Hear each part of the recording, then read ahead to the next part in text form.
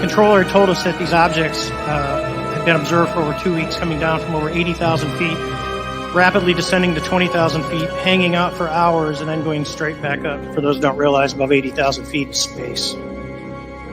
Is there a correlation between any of the characteristics of these UAPs, UFOs? What we tend to see are the smaller vehicles tend to be, think of a sports car. The large ones tend to be not always, but almost exclusively either triangular shape or boomerang shape.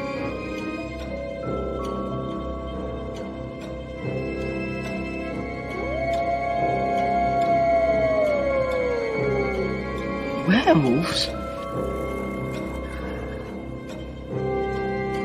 I see dead people walking around like regular people. They don't see each other. They only see what they want to see. They don't know they're dead. The UFO, UAP community was fairly surprised. Shocked might be a better word. If you believe we have crashed craft, stated earlier, do we have the bodies of the pilots who piloted this craft? Biologics came with some of these recoveries. Yeah. Were they, I guess, human or non-human biologics? Non-human.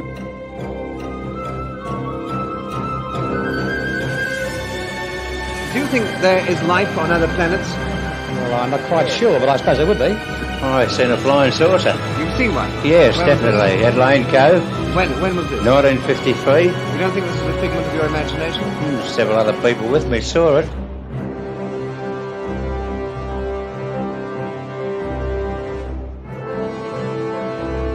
I'm not wishing that all that stay with me. The power of Christ compels you! The power of Christ compels you!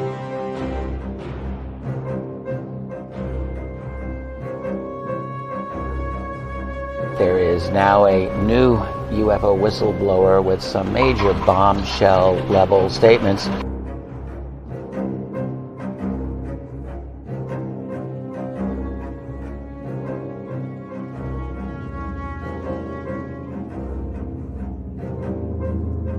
There is very compelling evidence that we may not be alone. This episode is brought to you by 7 completely awesome people. Lisa Bowden, Tabin Rice, Kelly Lewis, Mecca Mickey, Diane Boss, Jeanette Angel, and Dorothy Hawkins. And a special thank you to all of the subscribers on YouTube and followers on Spotify. If you wish to support the podcast, you can hit that join button below to help become an Eyes to That Sky member. Or if you want to join our Patreon or provide other support, the links are below in the show description. But now, on with the show.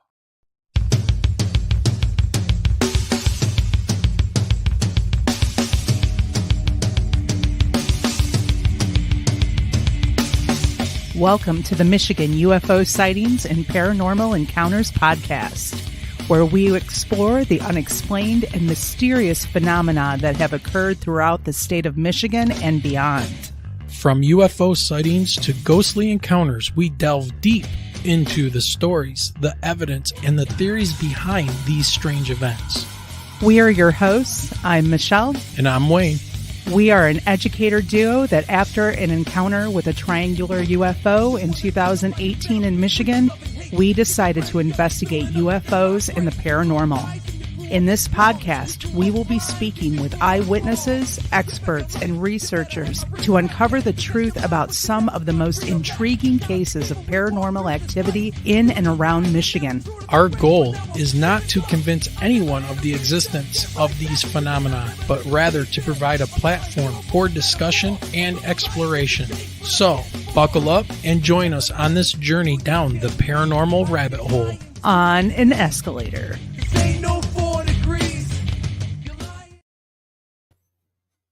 All right. Hello, everyone, and welcome to a special edition of the Michigan UFO Sightings and Paranormal Encounters. I am your host, Wayne, and look it over there we have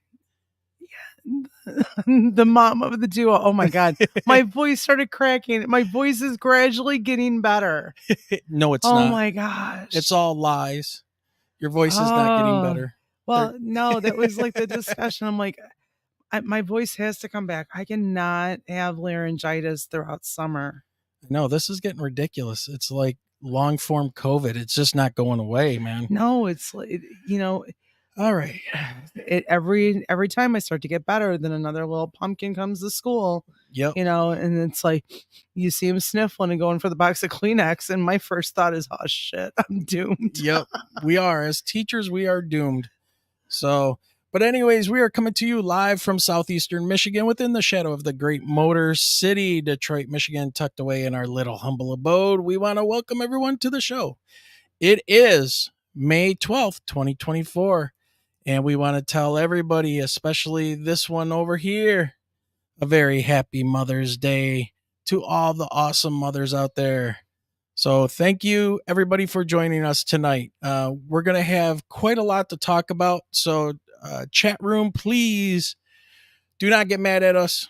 We love you, but we're not going to have time to call out everybody and say hi. Just know that you are loved, and we're going to get going with things here. So a couple just very quick housekeeping things that we want to talk about. First of all, if you want to email the show, you want to talk about coming on the show to share your encounter, you have a book you're being released, whatever the case may be, a documentary, email us at mi.ufo.podcast@gmail.com. Also, if you want to make any kind of donations to the podcast, you can do so with PayPal, Super Chats, buy us a coffee, or join our Patreon. All of those links can be found below in the show description. And then lastly, and this is a very special thing that we're working on right now, we are getting close to our 100th episode. Yep, our just number 100 since we started this insane podcast. So we've decided to do a little get together at our favorite local neighborhood establishment, New Boston Coney and Grill. Now we're still working on a date and all the details, but we will make an announcement here in the near future. Everybody can come out. We can sit around, tell stories, have some awesome food, and just have a good time on a Saturday afternoon. I do know that it will be a Saturday afternoon, so we're very excited to have this happening here. So once again, just keep an ear out, and we'll give you all the information here very shortly. Now, tonight's going to be one of those nights, as our returning guest has been on our show. I think now this is his 4th appearance. So we're going to have a ton of UFO information. We're going to be talking about the Wright-Patterson UFO conference and it being canceled, what was going on there. We've got new information on the December 1965 Kecksburg UFO and much, much more. And who better to speak on these subjects other than the author of Alien Shades of Grey? Alien Shades of Grey, Grey's Victoria's Secret Truth, and the book that is near and dear to our hearts here in Michigan, the famous Swamp Gas My Ass. But not only all of that, he was also an employee at Wright-Patterson, the home of the infamous Hangar 18 and Good Megadeth song. So we're going to bring him back on. Dude, it's time to talk some tea. Yes, it is. As my kids would say, it's time to talk tea. Let's talk UFO tea. It's Ray Szymanski. Ray, welcome back, man. Woohoo! Good to be back. Good to see you guys. You look healthy. Made it through another Michigan winter. Yeah.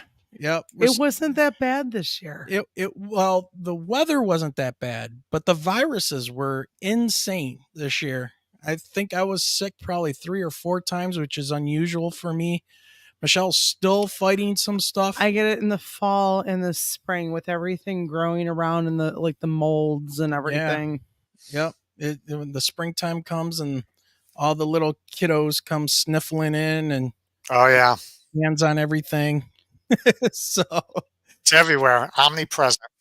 Yes, it is. All right, Ray, we've got a lot to talk about, and I always love it when a guest that wants to come on the show sends us an outline of what we should talk about because it's perfect. So I want to start with one of the first things that you had on here, and we were talking a little bit about the United States and their UFO status quo. You know, they want to keep everything hush hush, and they have people go up in front of Congress one minute, and then the next minute you got Kirkpatrick, which hopefully we can talk about here in a few minutes. Now, he leaves and he goes out there and he starts talking to everybody.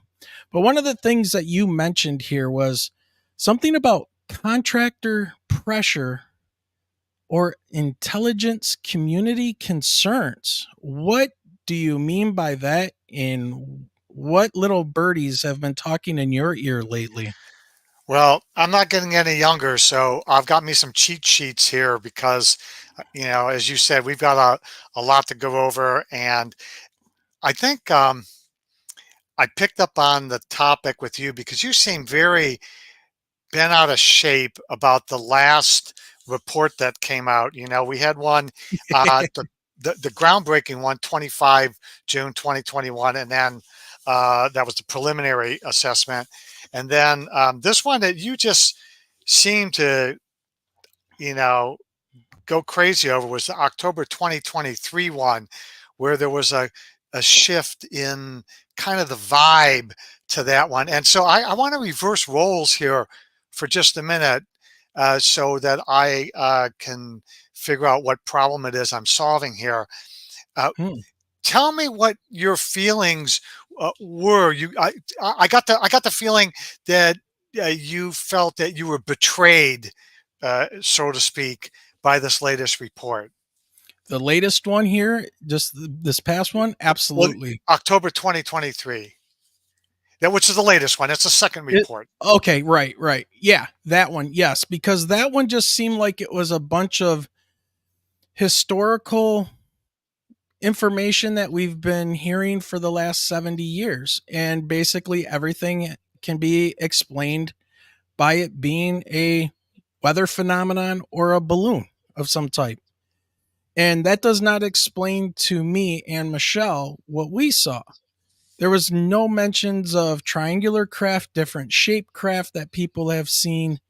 The communication with some of these craft, like with myself, that has happened, and why we would be flying our own craft over densely populated areas, especially around,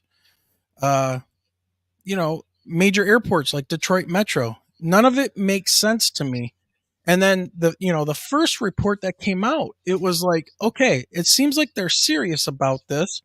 And they're really going to look into it, but they didn't talk to anybody in the public. It was pilots and military people. And, they stuck with the military. And I kind of do understand there's a lot of reports out there, and yeah, there's a lot of crackpots and stuff. But I would think that they would collaborate with MUFON or the National UFO Reporting Center or something along those lines. And one of the things too that also happened was Christopher Mellon, the former Deputy Secretary of Defense, reached out to Michelle and I and had us review some evidence from a Navy commander of a triangle that he saw and reported. And he wanted to know how did that match up with what we saw? I can't get into much more details than that, but these things are happening. And then it just seems like, well, here's a history report. Now Kona Blue, I thought was kind of cool to have them talk about.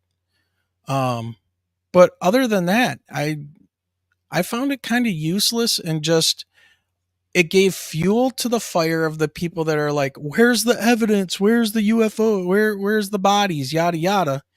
And it just gave them more fuel to the fire to start the X-Files music stuff in the background. And we've got all of these people, myself included, Michelle included, and other people that have been on this show. Terry Lovelace, who was abducted, has implants inside of him. And none of these people were reached out to at all. And that's really what kind of pissed me off. Okay, well, I'm vibrating with you here. I bet. Because that explains it, and I could make those assumptions when I first heard what was going through your mind there. Uh, um, there's a thing called appeal to authority, and it's used by governments all the time. They trot somebody out to give an opinion that the world is going to believe because though they have a PhD or a Pulitzer Prize or whatever, and so instead of, and here's where I'm in sync with you. Instead of reaching out to all of the researchers who have been doing this for 10, 20, 30, 50 years and interviewing them, even if it's just to get a jump start, what do? They assemble a panel of about 30 PhDs from Stanford and Harvard and blah, blah, blah, blah, blah. Not a single one of them have probably ever read a single authoritative book on the subject. And they come out and they pontificate, yeah, we're looking into this. We have the best and the brightest minds and blah, blah, blah. And then they get on TV and they prove in one of these hearings that they know nothing. A simple question: have you heard about the XYZ event? And it was like, no. And everyone in America is going, oh, this is one of the most famous cases ever. And you're the deputy in charge of this, and you're telling the world you don't know, you never heard of this case. And that's when you know the train is not on the track. And then they wonder why people do not have any trust in the government. And it's your money. That's the thing that really cheeses me off. Dude, I could save you 10 years. Give me one phone call. I will tell you who to interview.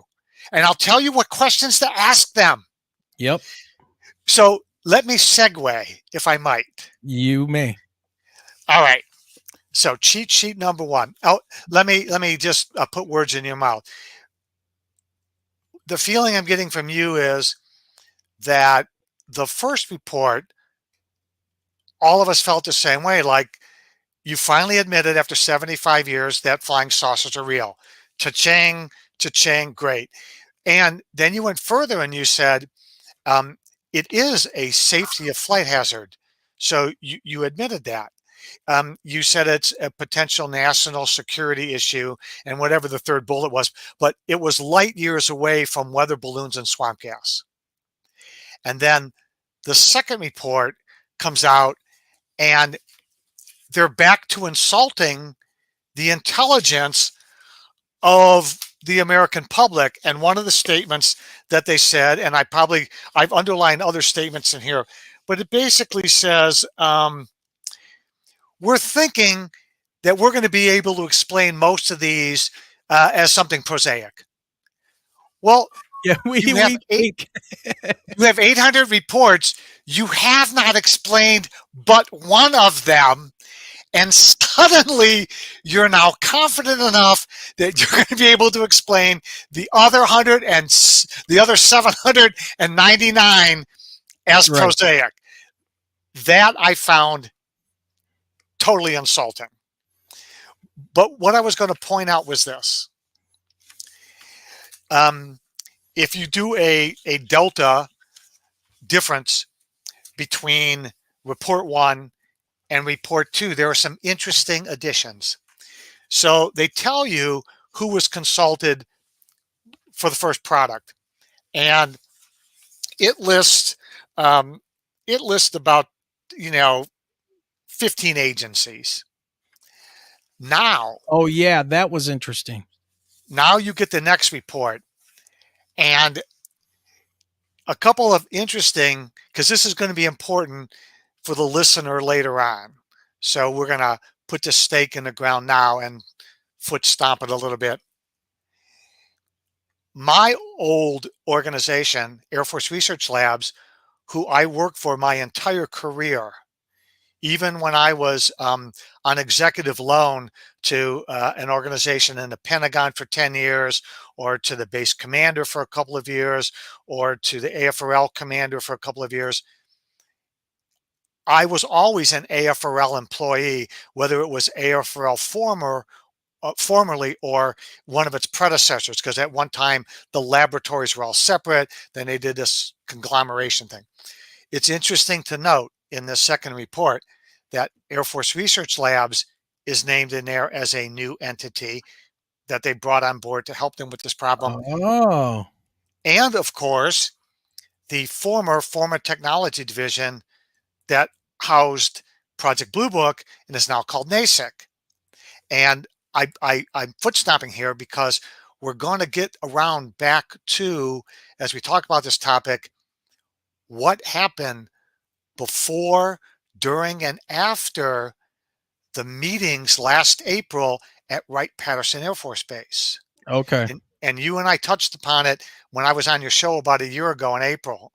Yeah. And but it's interesting to note that, you know, where there was a paragraph this big with all the people in it, it's like this. It literally takes up, this entire section of players, and AFRL and FTD are in there.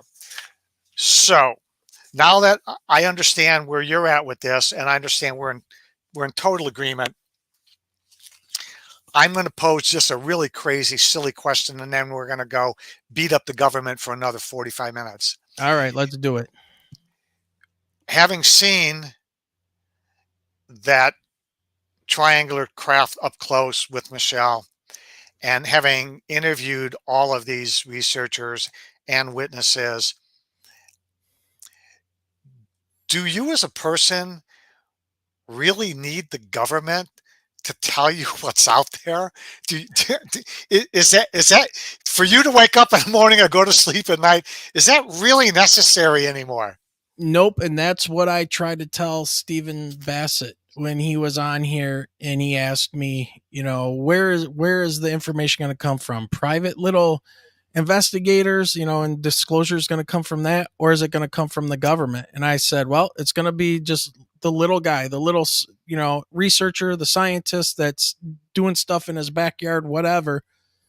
So it's not going to be the government. And he is like, no, it's going to be the government. It's like, there's two camps, just like there's Democrats and Republicans, and there's leftist and right wing, and, you know, whatever.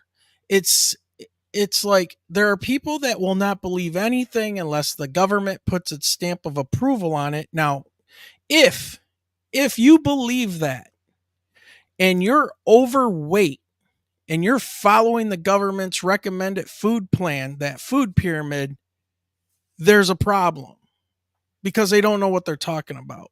I mean, we can just go through on list of what the government has stamped their approval on. That's garbage. That's a whole nother topic. And I can rant on that forever, especially being in education.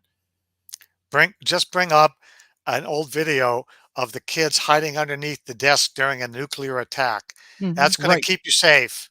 You're safe. Don't worry about it. Just get under that desk. You know, good old American hardware. You're safe. Right. Don't worry about it.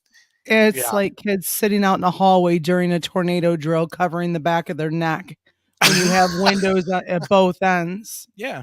So on both sides, it's ridiculous. It's totally ridiculous. So we're in sync. And now I can answer your question. The contractor pressure versus intelligence community concerns. Okay, so here's why I said that. Contractor pressure, or is this a problem with the intelligence community and their concerns? Now, the first thing is Representative Mike Turner has been grilled by his own party in the press, and those who don't like what he's doing to stop the disclosure. What the people were accusing him of is, well, he brings a lot of, there's billions of dollars here being spent by contractors to create things for the national defense, and they're operating out of Wright-Patterson. All the programs are letting those contracts out of Wright-Pat, and somehow somebody came up with an accusation. Well, it's the contractors pay them off. They don't want disclosure. Well, to me, that doesn't make sense, because if they're defense contractors and they get their money by creating defense weapon systems to keep us safe from enemies, foreign and domestic, it would seem to me that if you identified a new enemy, as in not from this planet, that the defense contractors would cash in big time. In fact, I would get out of the S&P 500 and I'd dump everything in, who's ever left, Lockheed, Martin, Marietta, all those people. They're going to be minting money. Absolutely. So that accusation, and they didn't put enough flesh on it for me to be able to pick it apart, but just knowing what I know, having spent 40 years at Wright-Patterson, that accusation doesn't hold water. Thank you, But Diane Boss. let's go to the intelligence community concerns. Now, you have had a run-in, haven't you, with certain people? Well, let's not go there yet. Okay, all right. What we need to look at I'm is, because excited. again, I'm getting old, and my train of thought, man, you get me moving to the left, and I'm lost. So, all right, what is an intelligence committee concern? Well, as you know, it was around April 20th of last year that they had a huge set of meetings at Wright-Patterson held at NASIC, which is former home of Project Blue Book. And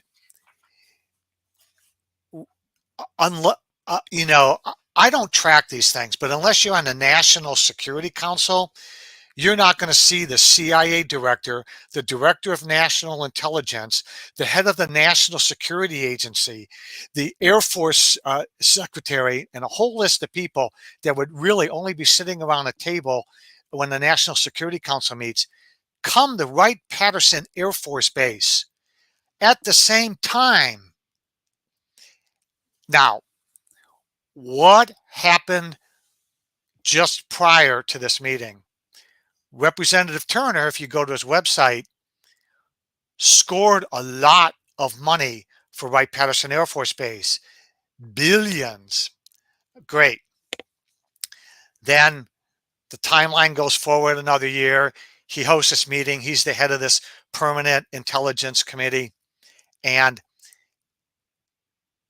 coming up at the end of the year is the debate and the votes on this Disclosure Act. So my thinking is this: preemptive strike. They're all at FTD.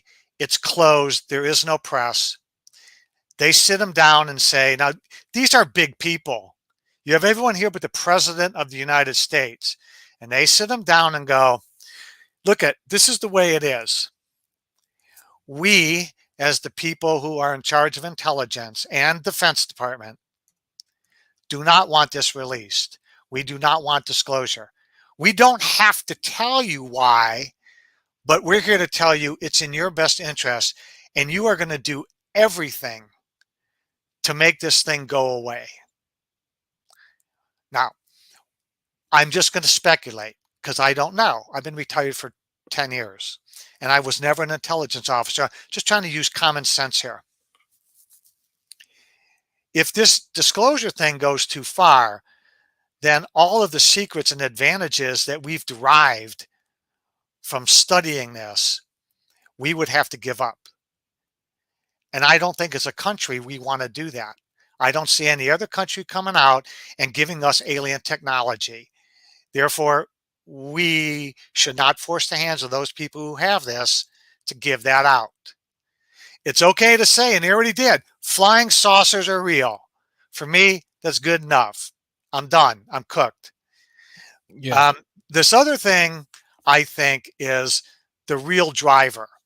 We've got something, we've got information, and the other end of that, sources and methods. Those things, I think, would be exposed. How do we collect this data? How do we know that these craft had crashed? Who are we working with on this stuff? This is information I believe should not go out there, regardless of the Bassets of the world and all those other people who do whatever they do. Right. So Then what happened? So the pre-meeting was, here's all this cash for Wright-Pat in the budget. The meeting was, you're going to squash it. Great. And now that you did squash it, or when the meeting was over, less than 30 days later, an announcement went out. That announcement was that the 76th Intelligence, Surveillance, and Reconnaissance Squadron was set up at Wright-Patterson Air Force Base.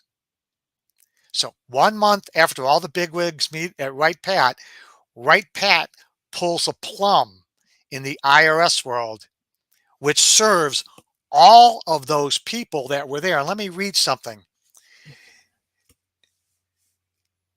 What are the primary tasks of the thing that came to Wright-Patterson?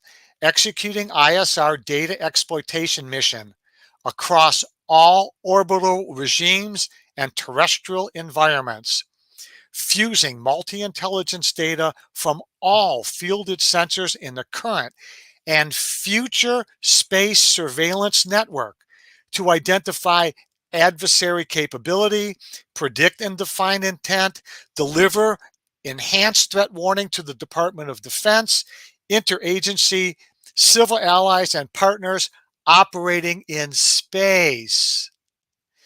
Coordinating with design space command and control nodes, orbital analysis elements, and other space operations, and it goes on.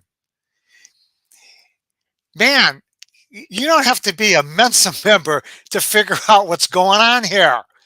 Flying saucers are real. We need the capability. Wright-Pat's proven they can keep their mouths shut. Guess what? We just set up the squadron. You got 100 people coming in just to start with. Let that soak in. Yeah, that's... So, yeah. They're trying to put the rabbit back in the hat so they can do what they need to do. That's what it sounds like to me. And they see it as a national security risk, at least a safety issue. And yeah, they just want to squash all of this. And the other thing that happened is they gutted the disclosure bill. That's what they did, right? That was the agreement, and they got it done. Somebody, they pushed the right buttons, but you're not going to fight all those people. If you're just a single representative like Turner, man, you got to step to it, and that's what he did. So I say they're trying to maintain the status quo. You're right. They started to backpedal. It's all prosaic stuff. It's all weather balloons again, but they can't fully put the genie back in the bottle, because now people, instead of coming up to me and asking me, was the government covering this up? Now they go, it's clear the government was covering this up. They've admitted already there's flying saucers. That can't go back in, but they're very emphatic about saying, well, we're not sure if they're aliens. They've gone out and explicitly said that in a document. There's no evidence that they're aliens. You know what, Wayne, Michelle, maybe another 75 years, they'll admit to what they know. So anyway, that's my rant on the topic. I'm in full agreement with you. They're trying to put the genie back in the bottle, but it's out there. And I am so happy for the people who always thought they were crazy. Now they know they're not. Yeah. Yeah, 100%. Did you see, and I will admit that I haven't watched I've seen bits and pieces of the interview with Dr. Kirkpatrick with Stephen Greenstreet. Have you seen this interview with him at all? Negative. I only saw one small testimony. And I'll be honest with you. I'm spending less and less time doing this. I watch some of the congressional stuff, and I'll just make the statement right here, and then we can press on. Okay. My curiosity is satisfied. 10, 15 years ago, I did my own field investigations. As you know, I documented a lot of what I found out, and I wanted to share in my books. And my curiosity is satisfied. I'm comfortable. I've I've accomplished what I wanted to do. I wanted to make this topic uh, palpable, palatable for people. I wanted them to enjoy it. I wanted to open up their minds because it can be a really tough subject. I wanted to provide relief to people who were abductees, and they really didn't know what to do, what to think. And I think I've done that. And I really can just walk away and say, hey, I'm really happy with what I've done and the information I've put out there, and I'm good. If I never watch another UFO show, I'm fine. Yeah, well, you know how these things work, Ray. Just when you think you're out, just when I look at Michelle and I go, it's just the same stuff over and over again. We're never going to find out what happened. I mean, we've got people's reports. It's up to us to decide, okay, was this alien? Was it not? What, blah, blah, blah. Or do we just let it go? Or do we just forget it? Do we just give up on this and then something grabs me, whips me right back into the seat yet again. So, all right. So before we go on, I need to acknowledge, Diane Boss, a member for 8 months now. Diane, thank you. You've been there since we started these live shows. Thank you very much. And we have Kelly Lewis, who has been a member now for 2 months. Kelly, thank you very much for joining us. So moving on. And chat, I know I see if you want to save your questions to later, if we got enough time, awesome. But I know everybody's time today is limited. So we'll try to get to a couple of your questions if we can. What is our time limit, by the way? How long do we have today? I want to try to keep it to a max of 2 hours. Oh, hell yeah. Okay. Yeah. So, and we're already at 37 minutes. Right. So, we can get through the rest of it quickly. Okay. Oh, look at the time. Got to go. All right. Right. There's somebody knocking at my door wearing black sunglasses and a black suit.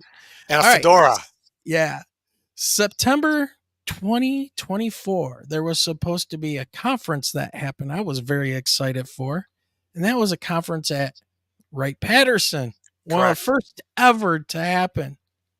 Ray, what went on, man?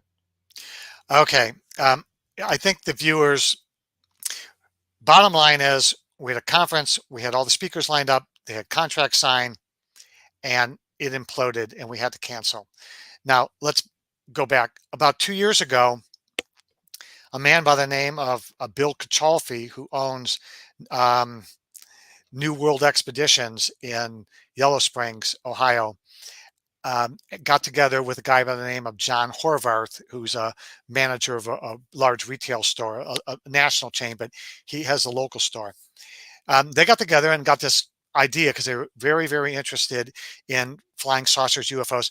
So they contracted with a radio show host out of Ohio, out of Northern Ohio, and they discovered this person by doing some research, and this person said, hey, I can help you put together this UFO conference. So they were going to do a 2-day event at Wright-Patterson Air Force Base at the Hope Hotel. They had a contract with Hope Hotel. It was signed. I saw, I have a copy of it somewhere in my files. And as the time went on, it turns out that John and Bill, they had great ideas, but they really didn't know what a conference was all about, how to put one together. They had never done this before. Bill's company has taken people all over the world on expeditions, so he knows about negotiating things with airlines and hotels and commissions, and he's got that. His organizational skills are beyond question. But a conference was a little bit different beast. So they hired this radio show host, and it turns out that they did not get any good guidance from Bill and John about how much to pay the speakers. And what happened is this radio show host offered these speakers king's ransoms. I mean, it was almost $100,000, $75,000 in speakers fees and other things. And so when they found out about it and they only sold, $10,000 worth of tickets, and they were a couple months out, they had to cancel. So they told all the speakers, it imploded. So they tried to do it a second time, to do like 3 or 4 speakers on a single day, cut everything back, do it in the hall, just cut back. So they brought me in and to consult, and it was only like 3 months away. And I looked at it and said, this is not going to work. You need a full year minimum. Cancel your conference. So they did.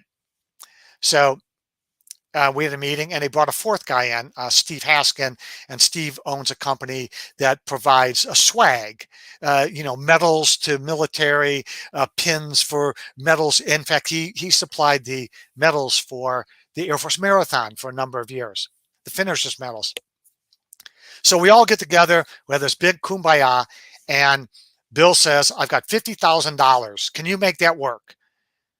Okay, we're all going to do this. We're going to divide up all the task. And my job, having been in the UFO world, was to recruit speakers at a reasonable speaker's fee.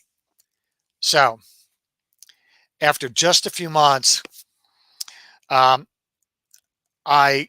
had signed contracts with Peter Robbins, Paul Davids, Yvonne Smith, Daryl Sims, Lynn Keatai, Travis Walton. Mm-hmm. We had the cream of the cream, Dr. Bruce Solheim. All is going well. Bill gets deathly sick. So bad that he started to have operations. I will not describe them, but it put his life in jeopardy. And after he had been cut several times, put back together, and undergoing all these treatments, he relapsed, and he was in the hospital for several months. And he said, I've talked this over with my wife. There's nothing I can contribute going forward. I have to drop out. And with him went the $50,000. Yeah. So myself, John, and Steve Haskins got together and said, can we pull this off? Well, the venue said, we'll rewrite you a contract. Don't worry about it. Tear the other one up. My speakers said, I talked to all of them and said, here's the deal. We lost the funding, but we've calculated we only have to sell 250 tickets at this amount of money, and we break even. You all get paid. Not a problem. Everyone was chilly with it. So we go forward another several weeks. Steve comes to one of the meetings and says, my business is going so well, I have no more time to devote to this. I'm pulling out. And one of his jobs, once Bill left, was to make contacts with all of the sponsors that Bill was going to recruit on top of the 50,000 that Bill was going to put up front. So John and I had a meeting. We went over every aspect of it, and we said, we're 6 months out. We lost 2 key people. We lost the money. We could still pull this off, but the problem is we don't have the infrastructure. We needed human infrastructure to do this. That and the fact that the venue, the Hope Hotel, began to act in bad faith with us. They told us one thing about what our obligation was going to be if we signed the contract and had to cancel at a certain point. And it wasn't until just before that final decision meeting that they admitted that no, they had given us the wrong information before. And if we signed the contract and canceled, it was going to cost us $4,000. The minute we sign that contract, no matter what happens, we're out $4,000. Well, not a big deal, but I don't want to give away my money. And it's just me and another guy, and he's got no money. So at that point, wow, we just didn't have the people. There were too many tasks, and we just couldn't bring the people in. So at that point, the first thing I did is I told all the speakers. I said, this is unfortunate. We just can't do it. Even if somebody had given me the money to back it up, we still had so many tasks that needed to be done. Yeah, not Yeah. enough time. So here's then what I find out. Bill, who ran that business and had the money, told us that at one time or another, he was an employee of the CIA. Oh, here we go. Now, so he had 3 failed attempts to get a UFO conference going. Okay. I don't want anyone to read into this. I'm just giving you the facts. Oh, I'm reading into it. Steve tells me, oh, do you know at one time I was part of an Air Force group that recovered airplane crashes. And if they were classified, we would bring a carrier over filled with metal, and after we were done picking up the field, we would open up the carrier bay and we would totally destroy the field by putting all this junk metal from all these different junkyards and stuff in there. Those are the 2 guys that dropped off the committee. So, and here I was gonna ask you, do you think somebody got to them? You know what? I think, in all honesty, they wanted this to go forward. I think they were so far, they were 20 years away from the employment that I think it just followed them as a happenstance. But and again, I am not saying this. I just think the facts need to be put out there. So here's an interesting timeline, and this is the reason I wanted to bring this up, because I'm not blaming Stephen. I'm not blaming Bill. I really like those guys. Yeah. And I honestly don't think that their former employment had anything to do with it. I don't. I just think that makes a great story. But here's the other part. Okay. On the 26th of December of 2023, was it? Yes. We're in 2024 now, right? Yes. So in 2023, I filed a request with the special events people at public affairs at Wright-Patterson Air Force Base. And you go to their website, and if you want the base commander or a senior leader to come in and speak at your event, you fill out this little form and I get back to you. Well, I just so happened to do it like the day after Christmas. It's 26th December. I had nothing else to do. Santa Claus gave me lumps of coal. Okay. Right. Surprisingly, on the 28th of December, I get a response from a Mr. Fink. And he says, hey, here's a list of questions. And you answer them, and we'll investigate this thing. So there's a list of questions, and I won't belabor what they were, but they're really simple. Like, where's it going to be held? What's the topic? What's the cost? Is anybody a beneficiary, like a maybe a base charity? And so it's really generic stuff. So they want you to characterize this so that they can make an informed decision. So I go ahead and I do the response, within a couple of days. In fact, I got the response on 28 December. I answered his questions on the 29th. And all we asked for was we wanted the base commander, but we said if he's busy, and I knew he was, I knew he wouldn't make it because we were on the same opening day as the Air Force Marathon banquet, which is the night before the race. And I've raced the marathon 3 times. So I know the base commander, and I was also a photographer for the event for several years. And I always went there and I shot the pictures. So I know the base commander is the guy to do the whole night there, and he wouldn't be available. But here's a list of senior leaders we'll take. So next day, 29 December, I filed the response. What happened on the 29th of December, but didn't get reported until the 2nd of January? The base commander got fired. Oh, right. got fired. So obviously what we did had nothing to do with this, because they would never have even had a chance to consult with his executive and find out if he was available, and we knew he wasn't. But I found it hilarious the day I provided those responses, he gets fired. Well, over 4 weeks go by, and I get a new email, because I sent this email to Mr. Fink, because I have his email address in public affairs, and I don't get a response from him.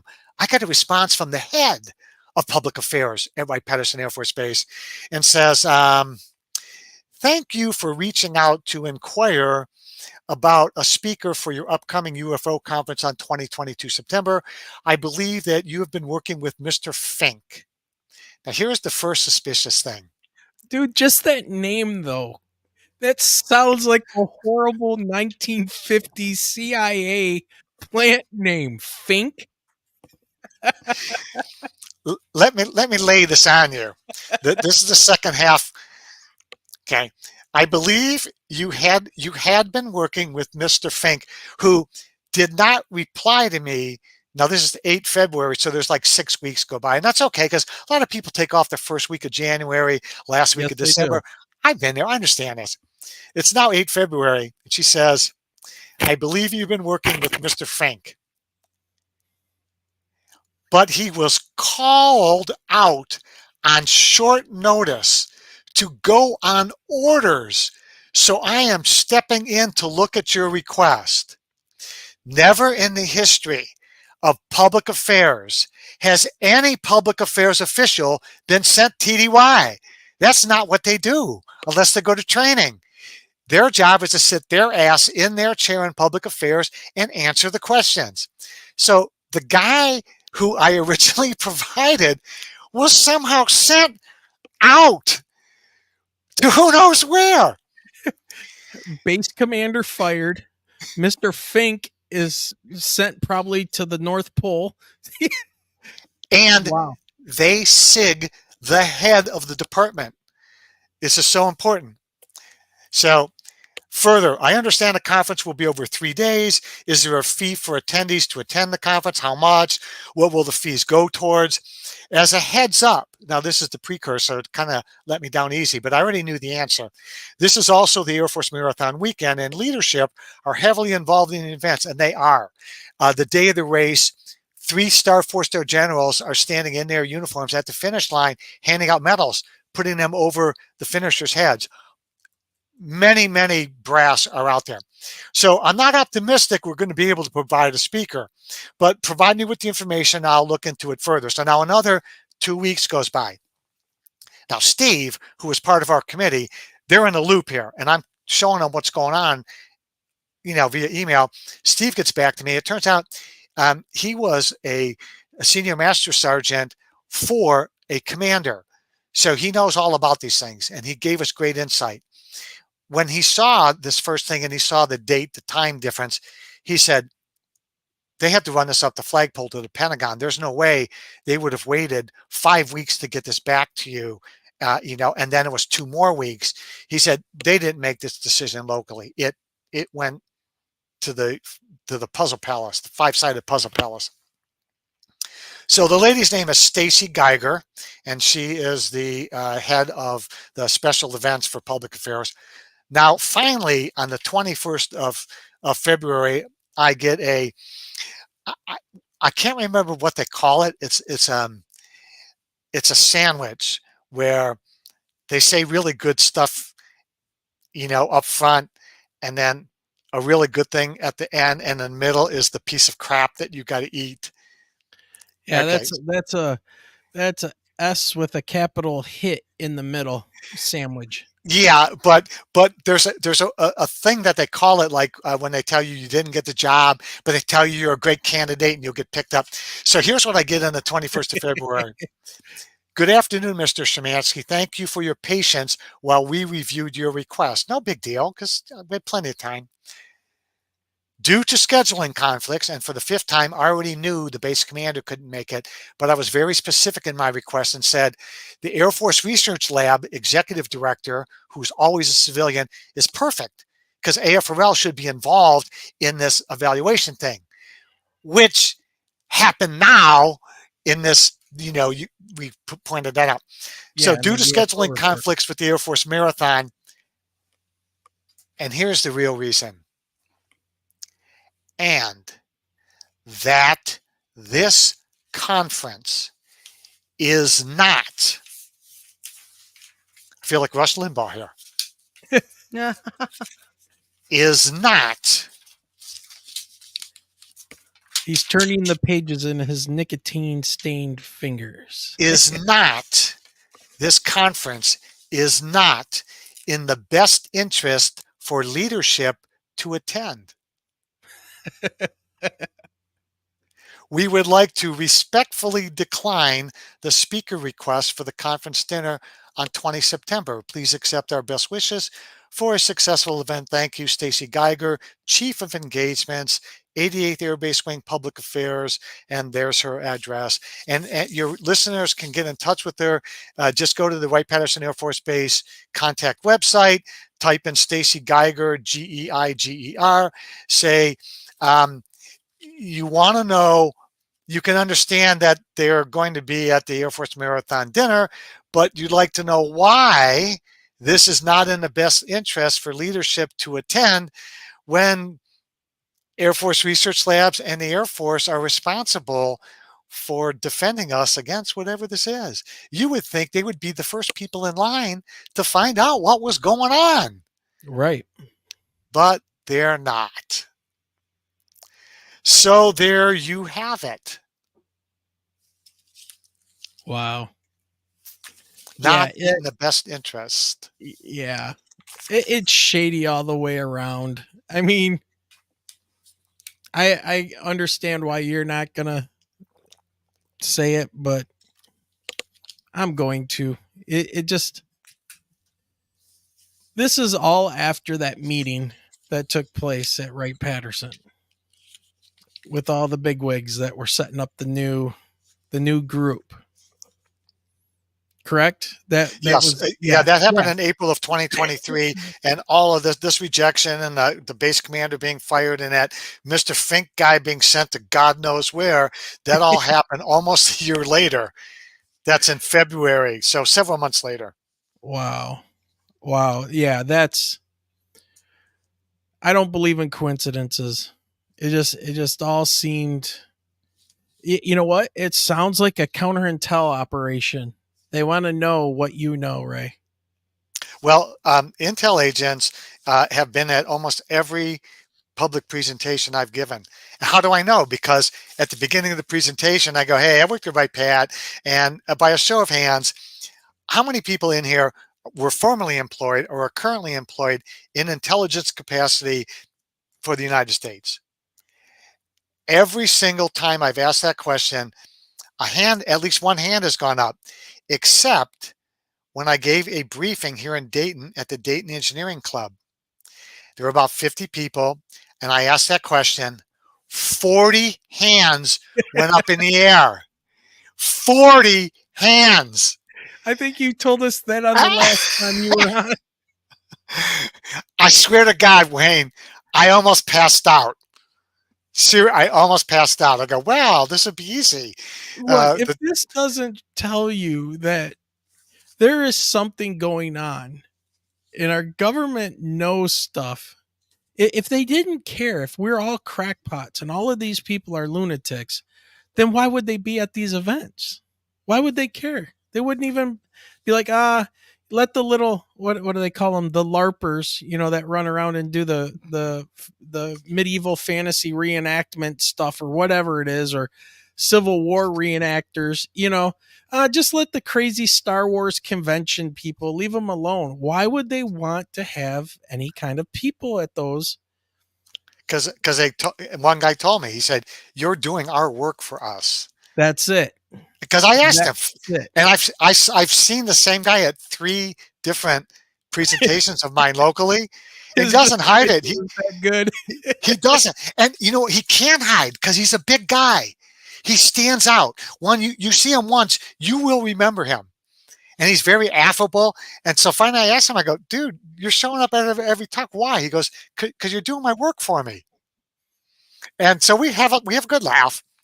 So anyway, I just would just leave you with, I'm not a Steve Bassett type. I'm not charging the castle. I'm not trying to burn anybody down. Yeah. My whole thing in doing this was I wanted to find out, are there aliens? Yes. Aliens? No. I didn't care what I found. I just wanted to know the truth for myself. And then I found it to be of benefit to help people who had struggles with this, who had sightings and had no one to talk to, or had abductions, and again, no one to talk to, or they thought they were crazy. And I just thought, exactly, if I can lend a little therapy, and very unprofessional as it is, and it has a lot of people, many abductees have contacted me and said, I'm going to tell you, this is what happened to me. And it's a catharsis. And they've never told anyone else. I was the only person they told. They said, I got to get this off my chest. I've lived with this for 50 years. And they said, I've done this because I read your second book.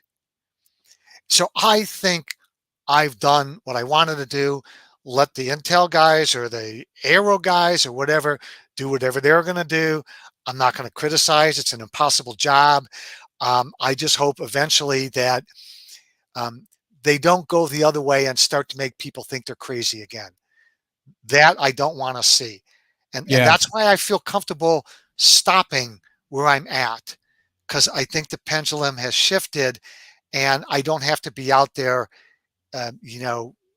explicitly trying to help people. I think we're moving in the right direction. Yeah.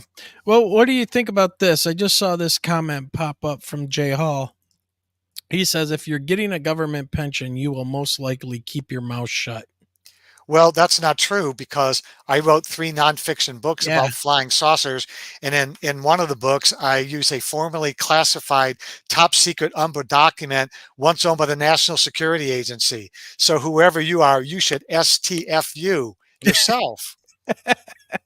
There we go. Thank you for your question. Yeah, exactly. All right, let's move on to Kecksburg, Pennsylvania, 1965, December. Can you give us a little overview of what that was all about, and then what do you have to do with it coming up?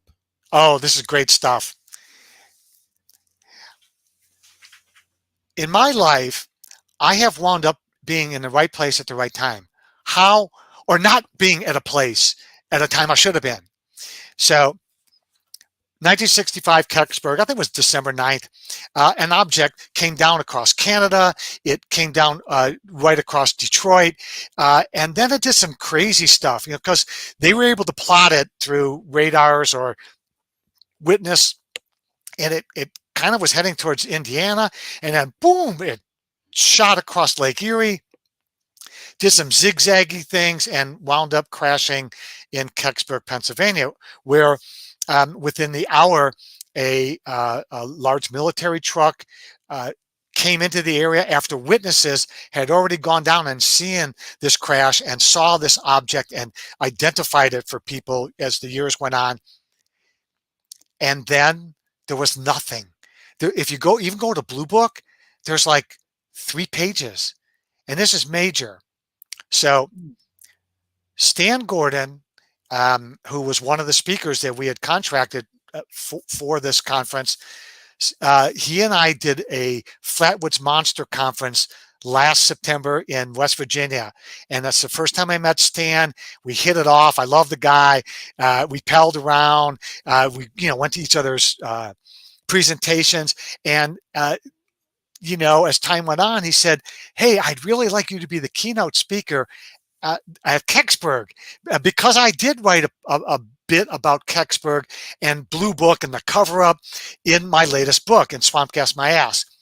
So he resonated with that. He goes, I'd really like you to bring some of that and, other things. So that's all I knew about Kecksburg was what I read and a little bit that I talked with Stan, and I consulted with Leslie Keene and Stan for the part of my book, that I put in there, every small part. Well, several years ago, I went to Yuma, Arizona. Now, Yuma, that's a godforsaken place, and the only thing we know about Yuma is the movie 310 to Yuma. And even then, it was a godforsaken place. But Yuma has a test center that many government agencies use, and it's 1 billion miles by 1 billion miles. So I was on a project for a couple of years, and for weeks at a time, we would go out there and do flight testing. So I was very familiar with Yuma, more familiar than I want to, I want to say. So in the course of working there and eating at the hotel every night and on the weekends, going to the little casino there and throwing $20 in the machine, you just meet the locals. And I met a person who, I always have my cards with me. I'm passing out cards, for my books. And they told me an interesting story of how they had 4 hours of missing time. Now, their family is from Mexico, and they live and work. They have, whatever documents, green card or whatever, to work in Yuma. And so they live there most of the year. They go back and see family. And I said, hey, next time I come to Yuma, can I interview you? Fine. So we kept in touch via emails and such. So on one of my trips back on the weekend, because we could be testing there 3 weeks at a time. So we made arrangements, and I did the telephone, and I set it on the stand, and I videotaped this interview, and it was a fascinating missing time thing, an abduction, and this person had some conscious memories of what happened, but I, of course, recommended, go see a therapist, that sort of thing. Well, I go to a restaurant during that time period. I can't remember, it was that weekend or whatever. And I go into a restaurant, and I'm doing carry out. And I'm waiting there, and the guy I didn't know was the owner. He wants my name and blah, blah, blah. And he goes, I never saw you before. And I go, and kind of odd. And I said, yeah, I said, I'm just here, on a project for a few weeks. And he goes, yeah, he goes, I recognize all my regulars and stuff. And he said, your accent, it's so Midwest. I didn't know we had an accent. So I start talking to this guy. Now I'm going to guess this had to be because I retired in 2011. So around that time period. No, I'm confounding things. I interviewed the lady, the abductee, when I was still working. It was going back to do a second interview. I was already in Arizona, and I was going back. This would have been 2015, 2016, going back to Yuma to re-interview. So this is now 2016. Anyway, I go into the restaurant. He chats me up. I tell him I write books about flying saucers. He said, I saw one. I said, really? He said, yeah. He said, I saw the famous Kecksburg. I said, really? He said, yeah. So he tells me a little bit about it. And I said, well, Stan Gordon is the expert on this. Did you ever tell Stan Gordon your story? Now, guys, I'm in freaking Yuma, Arizona. Right. Right. I'm getting a carry out something or other, chat this guy up, and he tells me he's seen the Kecksburg UFO. And I know very little about it. I just remember the zigzaggy thing and the acorn thing, and right. Stan was the man. So I mentioned him.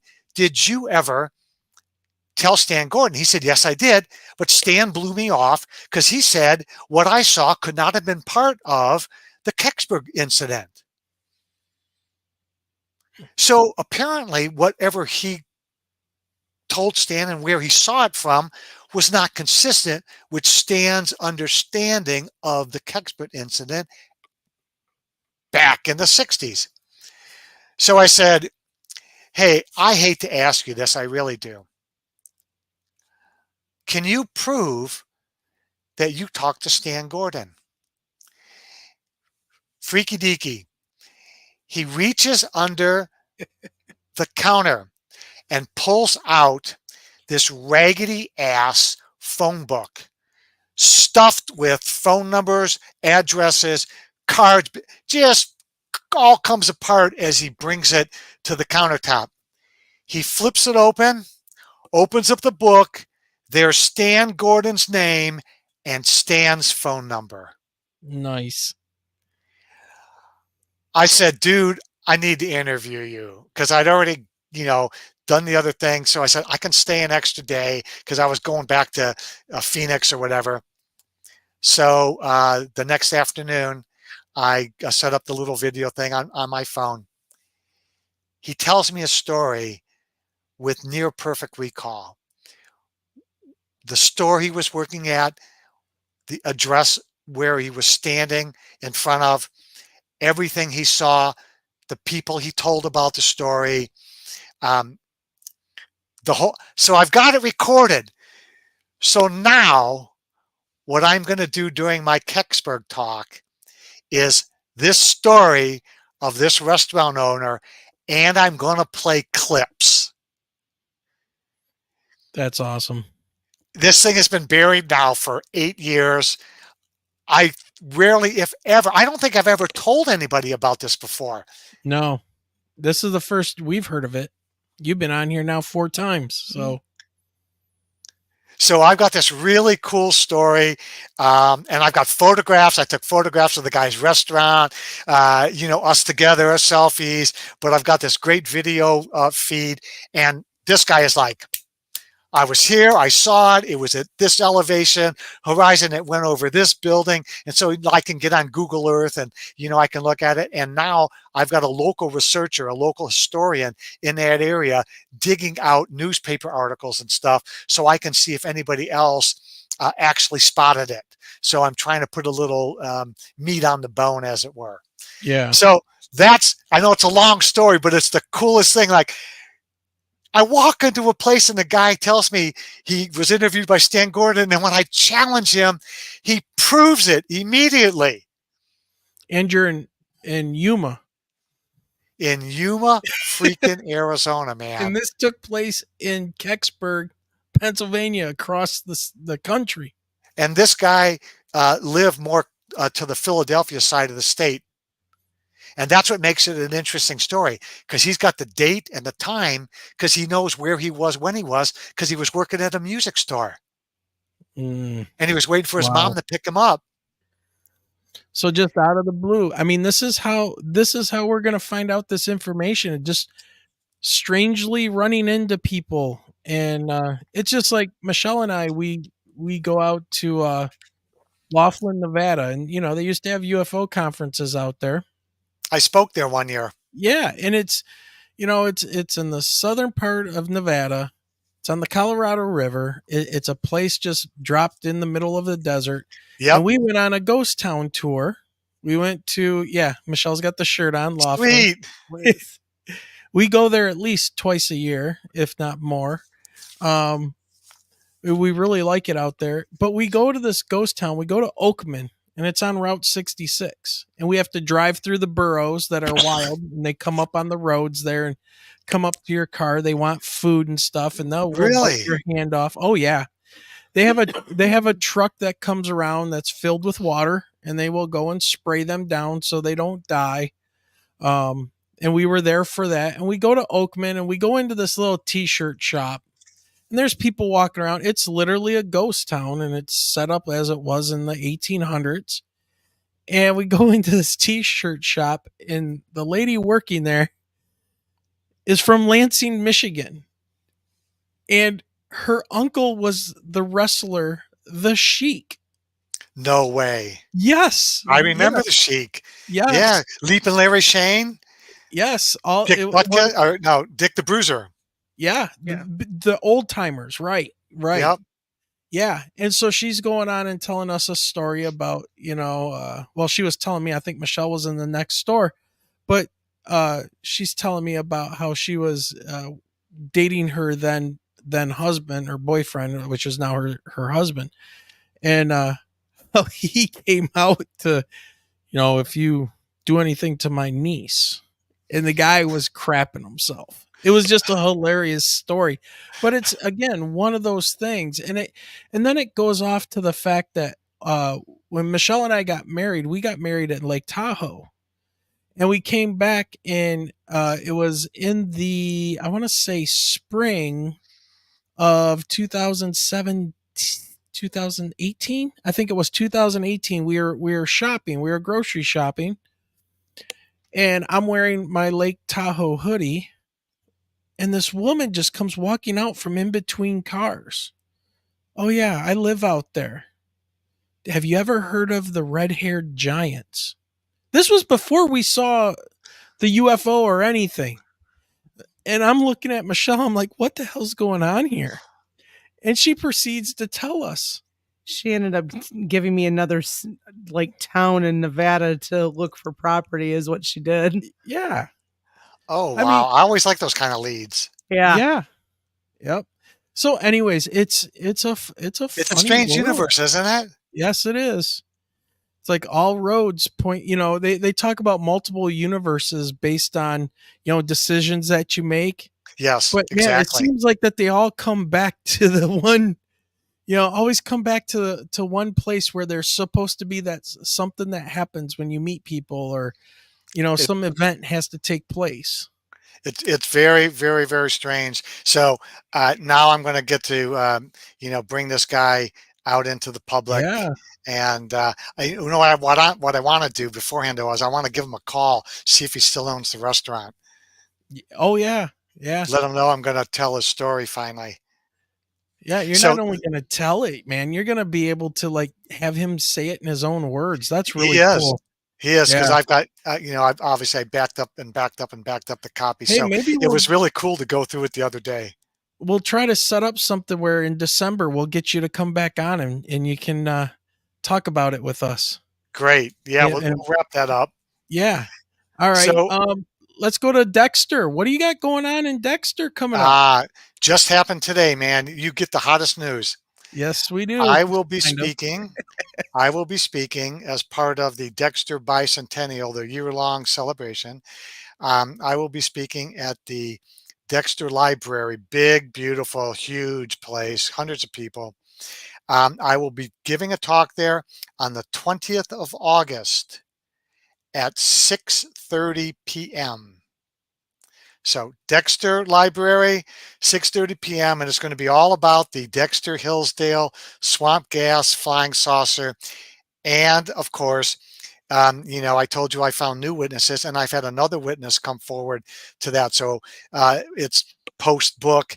And so I will go ahead and add a lot of that new testimony, those really interesting stories from folks who read my book and now have come forward to tell me that they were actually out that night watching it. So I'm going back to Dexter, and I'm really, really, really looking forward to doing that, because it literally happened like a couple miles away from where we're going to be speaking. Oh, that's really cool. We get every once in a while, there'll be somebody who makes a comment on one of our YouTube videos after, we do these, and people watch the show, and then we'll leave comments afterwards, and I'll get notification that somebody's left a comment. And, I see a lot of I was 7, I was 9 when this happened. I still remember it, and then it's that one. We don't get as many with the 66 thing, but man, do we get some with the what was it, the 94, the West Coast Muskegon, right that's West another Coast big Michigan case. one. Wow. I mean, a lot of people, so many people saw these things, man. It's and doing stuff to the water, spraying stuff into the water, sucking water out thousands of feet up. And it's just, yeah, I mean, my mind is made up. I don't know what these things are. Well, I should say I know what they are now at this point. There's some type of craft, something that's being piloted around with very high technology. Is it aliens?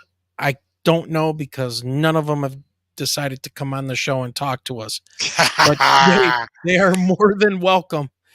Or take me for a ride instead of just beaming in my head, hey, you don't belong here. Get away. You don't belong here. And scaring the living bejesus out of me, more terrified than I ever was. Yeah, no, I cannot determine. All I can say is that these things are real. These things are 100% real. And, Ray, before we move on to the next thing, because you want to talk about the Flatwoods Monster Conference coming up in September, and we only have 2 more things left on the agenda. Perfect timing. But I do want to circle back. Do you remember hearing something about a lot of bigwigs, including, I believe it was John Kerry, meeting in Antarctica? Antarctica always seems to pop up that there's, big hole there and spaceships are coming in and out. And, I'll be honest with you, I don't follow a lot of that stuff. Okay. I just don't, because I get dozens and dozens, hundreds sometimes of people contacting me through my website or, commenting on these shows, and it'll get back to me, or sending me emails and stuff. And they want to tell me their story, and I'll listen when I can. There's just so much out there. So I try to be very selective. You can go down every rabbit hole. Yeah. Regrettably, I don't. It's not. I try to not make it my life, and I want to make it less of my life. Well, the only reason I was asking was because of the people that were at the Wright-Patterson meeting of the minds. I just wondered if any of them were also in this meeting down in Antarctica. Whatever they were showing people down there, if some of these same minds, because that Antarctica trip for like John Kerry and other officials that went down there happened before the Wright-Patterson one. And I just wonder if these are some of the same people. I would think that those people are too important to send to Antarctica, and they would just take a briefing from somebody more rugged,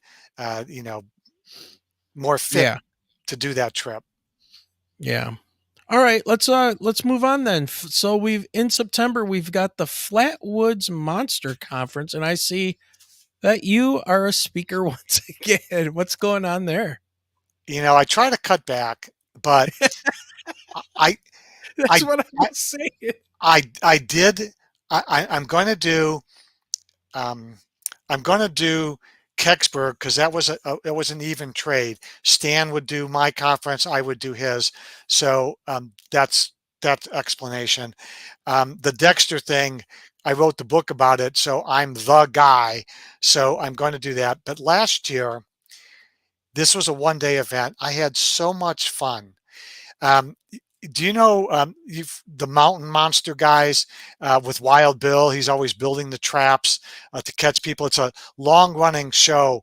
It's called Mountain Monsters. So there's like 6 guys that run around, and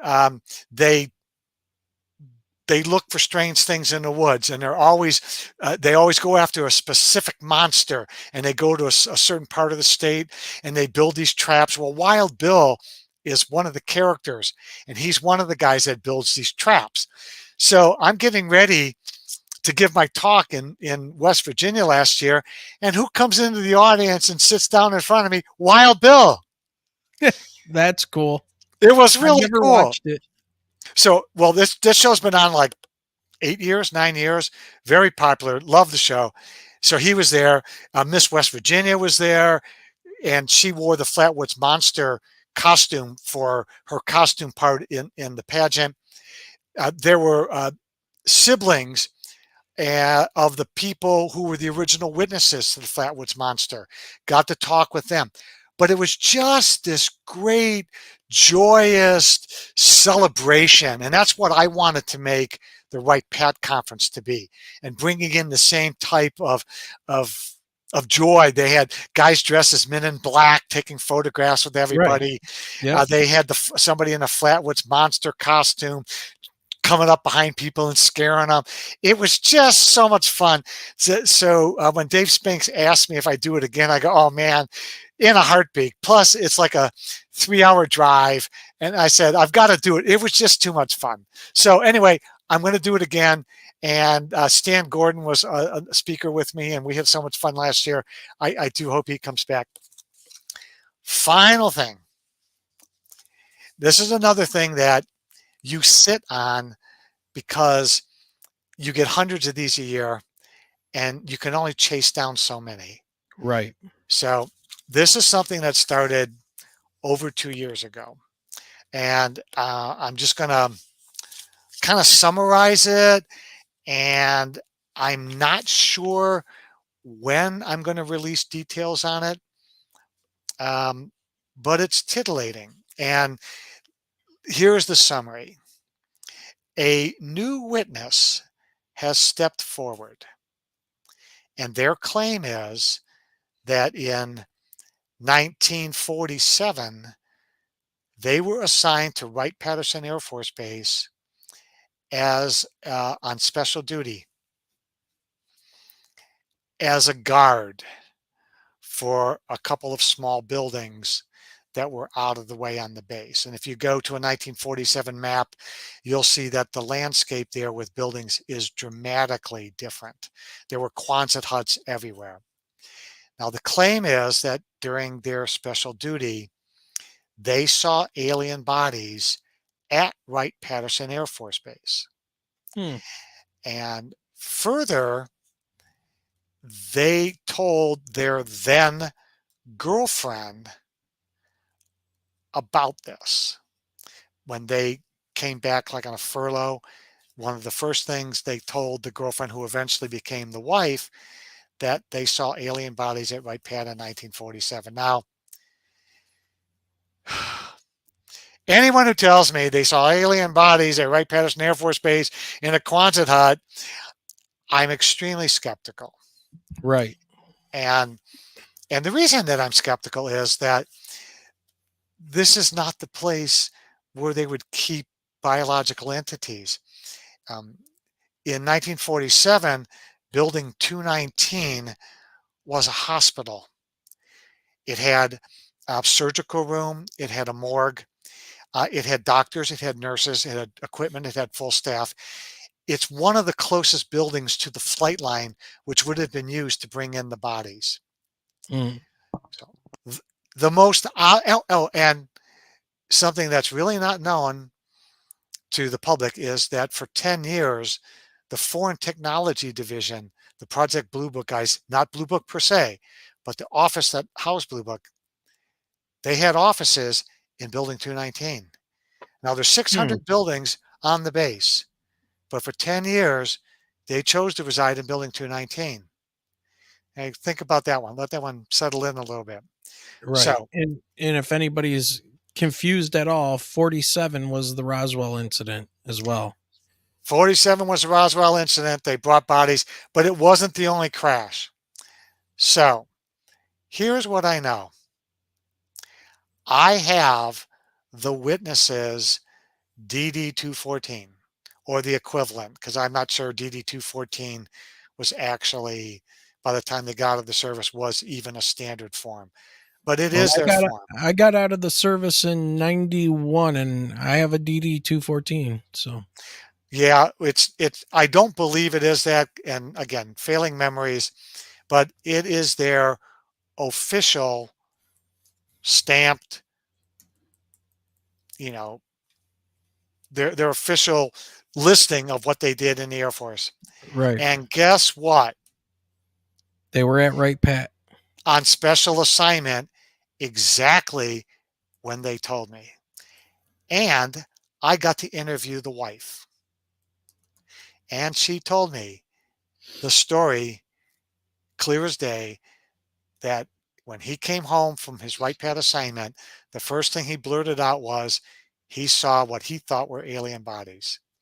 Now, I got to tell you, I'm intrigued enough. You know how you say there's always something that comes Yeah. around, and you go, Yep. son of a gun. Do I got to look into this? So I really think it's a cool story. And the only thing that I can do, and I have the resources to do it because I literally live, in the Yeah. shadow of the base, is to go back through the interviews and find out, can I divine what building it might have been in? Because I have maps of the base from those years, and I might be able to corroborate a little bit of it. But again, all the witnesses are dead. It will make an interesting story because I think maybe that's where it will finish up. Maybe I can find base records and find out who else was on that special assignment. They still might be living. It's possible. Unlikely, but still possible. They've been there, be in their 90s. So anyway, I just wanted to leave you with that titillating little story. There is a person who claims they saw it. Their records back up that they were at the base, and the wife says that he told her that story. And I just think that's super stuff. Well, I'll tell you what, that sounds like something that does at least deserve to be investigated. And to me, that would be something right there that the people in the AARO offices seems like they would want to do. But again, we don't hear about any of this stuff. But I think that, because here's the problem, right? And it's the same thing all the time. And I even think that Kirkpatrick and AARO, and when Grush came out and he's sitting there with two naval commanders and squadron leaders in front of the Senate, what was that? The National Security Subcommittee, I think it was. And, they don't provide anything other than he said this to this person that said this, and that just gives more fuel of, well, where's the evidence? Where's the evidence? Well, if they're cleaning it up, and if this guy's witnessed things and he's willing to go on record, or you're able to find stuff that would corroborate that story, I mean, that's the evidence. That's what we're going to get. Yeah, but can you top Commander Fravor? He said, look, it wasn't us. It wasn't them. It wasn't Chinese. It wasn't the Russians. And then he said, and then Lieutenant Ryan, whatever his name is. Yeah. Now, Grouch is one level removed from, he's not first person, but these are the guys that were flying against it. Their radars were working. Their infrared was working. They filmed it. So it's not a mirage. It's not a reflection. It's none of that. It's real evidence. What more do you need? You don't. You cannot explain that away. You can explain away the other 799, but you got one that proves the point. That's right. It's case closed. Yeah. It is. Now, what they're going to do with it, we don't know. We'd like them to plan accordingly, because do you want to be surprised by this? I think they should pay attention to people who have been abducted. Yeah. And read all those books. Okay. They need to talk to those people, because, that's serious stuff. Yeah. So yes, we're all frustrated. I know you're frustrated. I know Michelle's frustrated. I bet the Bassett types are frustrated. Yeah. Yep. And we're gonna get there. Well, I'm already there. I'm like you. I believe these things are real. I've talked to enough people, and I've heard enough stories, and these are people that I believe. And talking to them offline, online, in interviews, becoming friends with some of them, like Jack Bouchon. He's the National Weather Service operator, who all he did was just report things on his radar to the police, the sheriff, so they could follow these things, and he's hearing from them what they're seeing. The sheriff's department have no inspiration to lie, right? They need to figure out what's going on. It only takes their time. They got to fill out reports, and they got to. Yeah. It entices other people to come forward, and they got to fill out those reports. And they need to be enforcing laws and safety and doing their real jobs. And the Yeah. last thing that they want to do is be filling out all these reports on flying saucers. So I'm with you. I think it'll get better. They're going to have to do it without me. I've made my points. All of the debunkers have gone away. As soon as the government goes, you know what, we're investing money, and notice that all changed. All these astronomers, all these skeptics are going, money. There's money. I got it. Yeah. Well, I didn't say it was impossible. Well, okay, I did say it was impossible. They can't get there from here. But who's that guy? He's the physicist who drives me out of my mind. He's a yes man. Anyway, I know I shouldn't disparage anybody, but in general, all the people who said no, now realize there's money. NASA, even NASA. There's nothing. Oh yeah, we'll go look for flying saucers. Give us billions, we'll look. Absolutely. Those are the people you don't want to listen to. The people that your listeners need to listen to are those who knew it was true, went out and put themselves out there and said it was true and produced the evidence. Those are the people you need to listen to. These Johnny-come-latelys who are only going to do it for the cash that the government is going to put out there. There you go. Neil deGrasse Tyson. Thank you, Guy. Thank you. Yeah, and by the way, Guy was your personal piano player, he said. He said that he met you at a club drinking Mai Tais and he was playing piano. Where? Where was that, Guy? Type that in again. I'll own up to it if it's true. Yep. Let's see. All right, now he's saying no. Wait a minute. What? Okay, this is. I know. No, he didn't meet him, but he was playing piano at the bar that you were at. Oh yeah. What bar was it? Name the bar. The Tropics in Dayton. He worked at the Tropics in Dayton. Oh, yeah. He was a piano player. True. I had eaten dinner a couple times at the Tropics and had the great Mai Tais. Got it. Now I remember. Thank you, sir. Yes, we don't know if we were in there at the same time because I don't remember the piano stuff because I think I went early for the early bird special. But yes, thank you. Thank you. I have been there. He was joking around, so that's beautiful. I love it. If anyone has any questions, before we say adios here, I'd love to.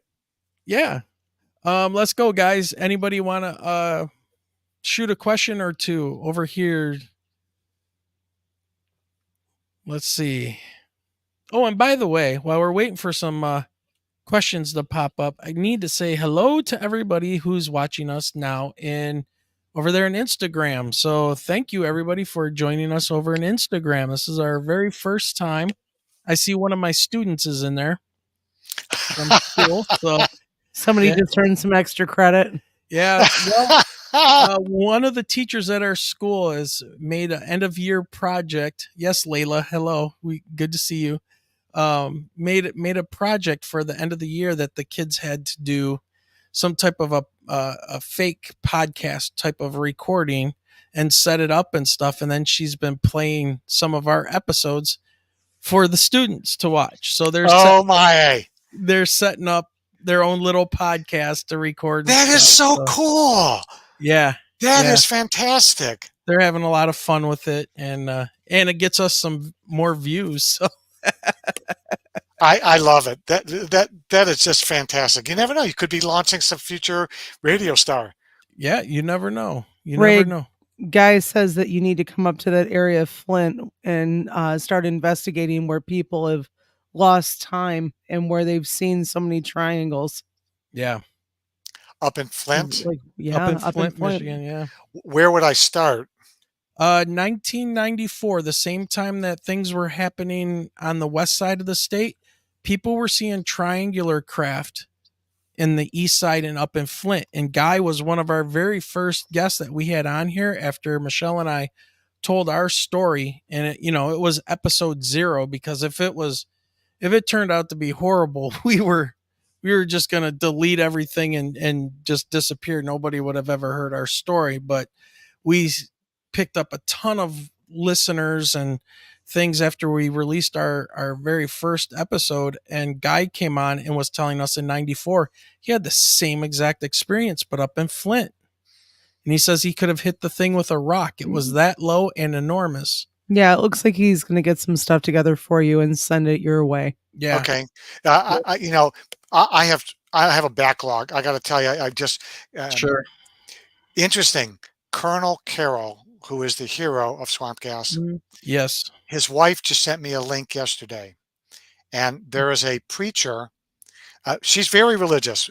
His wife, Carolyn Carroll, super religious. And for the first few months of me going in and interviewing her husband, she did not want to see me, talk to me, went into the bedroom, closed the door, because her religion did not have room for aliens.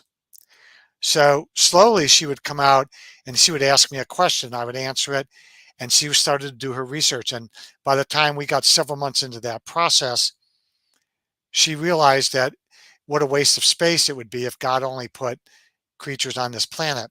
And she eventually warmed to it. And now somebody that she respects, some religious leader, now apparently did this whole hour thing about aliens are part of us. Our religion, there's room.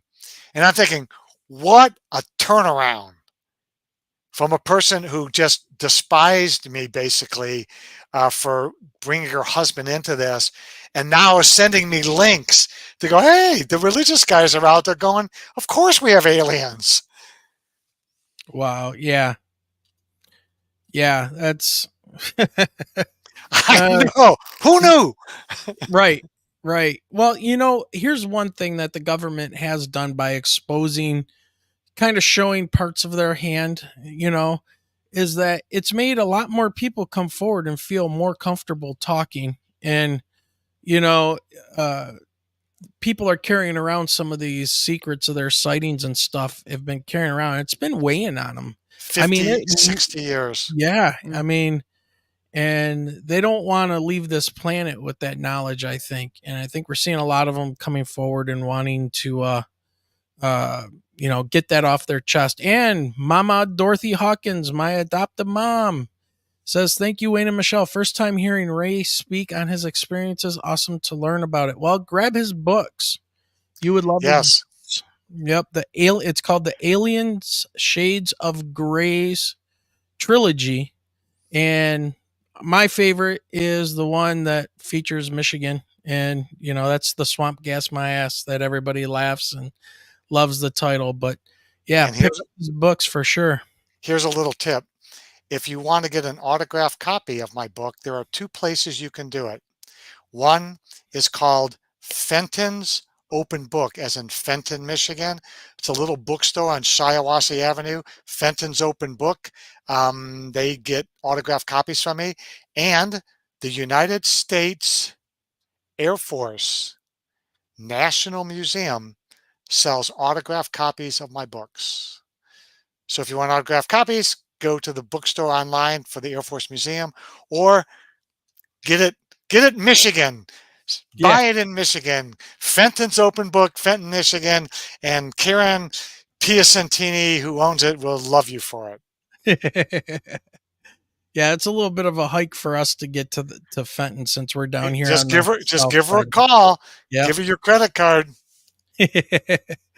All right. Any other questions? Has anybody got a question that I guess we explained it all. I think so. All right. Well, Ray, once again, man, this has been one of those shows. You always bring it, man. You bring it with both barrels, and it's awesome. And anything else coming up in the very near future you want to let people know about? No, this is my last radio show, podcast, television, documentary, everything. This is it. We're, unless George Noory calls me, I'm done. Just other things I want to do. I want my summer free. I've got these 3 public appearances. Please come out. I'll have plenty of books there. Want to say hi. Another cool thing. Yeah. All right. Nick Pope wrote the foreword for Swamp Gas My Ass. Yep. Nick is going to be in Dayton, June 9th at the Schuster Center. The night before, he's going to be up your way with the Ancient Aliens. Oh yeah. That's right. They're doing the tour thing. They're doing a tour thing, and Nick and the boys are going to be down here, and I'm going with my son and a couple of friends, and we're just going to have a hoot. It's going to be fun. So anyway, I'll be out and about at the Schuster Center on the 9th of June, and I've got VIP tickets, so I'll get to take a picture. I think I'll dress as a man in black. And There you go. Me, Giorgio, and Nick, and I'll have my little clicky flashy thing. Well, you got that. You got that outfit, man. It looks so right for you. So I think we'll all have a gas. Yeah. So anyway, come All out right. to those things, and Yeah. thanks for having me on, guys. I really appreciate it. Absolutely. Well, thanks for sharing the information, and we will talk to you soon. Thanks a lot, Ray. All righty, take care. All right. Well, Michelle. Woo. One of these days, my voice will be back normal. Yeah, I know. Where that was man, I don't know, maybe it's some kind of conspiracy that they're keeping your voice away from you. No, it was earlier when we were talking about the government, and I made just thinking back, like on childhood, whenever we would turn on the news, Mhm. we pretty much believed it verbatim, like everything Yes. 100%. Then as you get older, it's just like you turn on the news now and it's like just a really crappy episode of SNL. Yeah, it really is. And it's, it's not even news much anymore as it is. It just seems like there's about 5 minutes of news and the rest is just commenting shows, No, we Just- weren't idiots. We were just young and naive. Yeah. So All right. So just before we take off, everybody, once again, I need to thank, we got Diane Boss for her $5 super chat. Thank you very much. And also for her being a member for 8 months of the Eyes to That Sky membership. So thank you. I agree with Dorothy. The Greys kidnapped my voice. The Greys have kidnapped your voice. There you go. Let's see. We got Kelly Lewis, who's been a member for 2 months, and our last super chat that came in was Dorothy Hawkins. So thank you everybody for those. That was very kind of you.